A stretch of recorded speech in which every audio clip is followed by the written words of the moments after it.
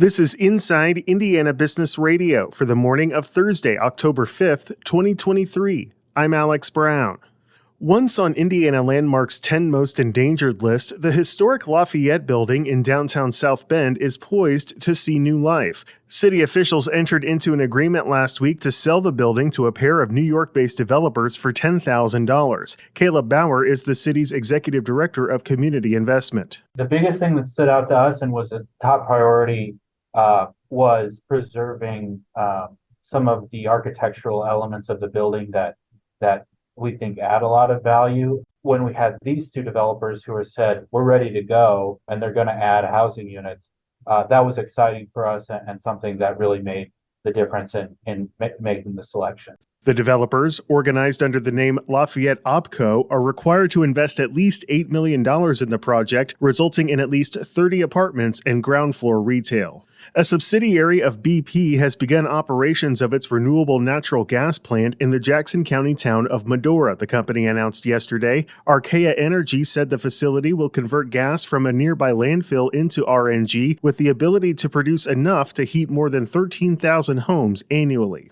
The University of Notre Dame plans to demolish 2 on-campus residence halls and rebuild new student housing in their place. The university will decommission 2 men's residence halls at the end of the academic year to make way for new men's and women's dorms, set for completion in 2026. From the #1 source for Indiana business news, this is Inside Indiana Business Radio.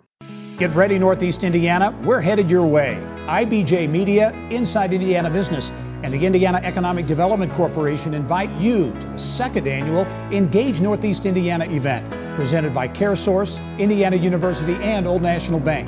Tuesday, October 10th at the Grand Wayne Center. We'll be diving into talent, education, and other issues shaping the regional economy. You can find more at ibj.com/engage.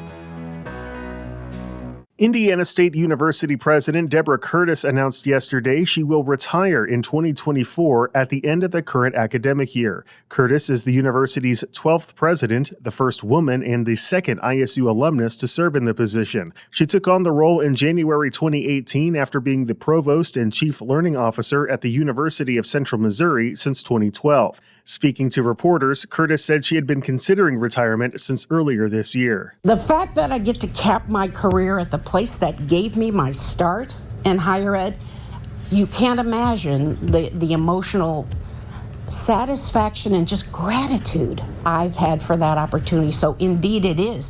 Anybody who spends that long of a time in a career and makes that decision, people always told me, you'll know when it's the right time, and I knew it was the right time. ISU Board of Trustees Chair Robert Casey said a search for Curtis's successor will begin immediately. Agriculture producers continue to show concerns not only about their current situation, but the future as well, according to the most recent Purdue University CME Group Ag Economy Barometer. The university said producers see high input costs as a top concern for their operations over the next year. The barometer is calculated monthly from a telephone survey of 400 agricultural producers across the country. When asked about the top concerns for their farming operations, 33% of respondents said higher input prices, 25% said rising interest rates, and 22% said declining commodity prices.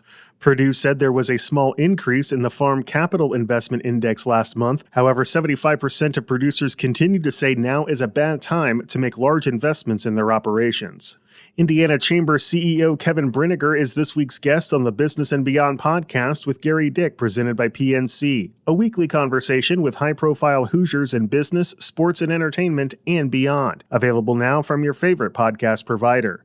I'm Alex Brown for Inside Indiana Business Radio on Demand.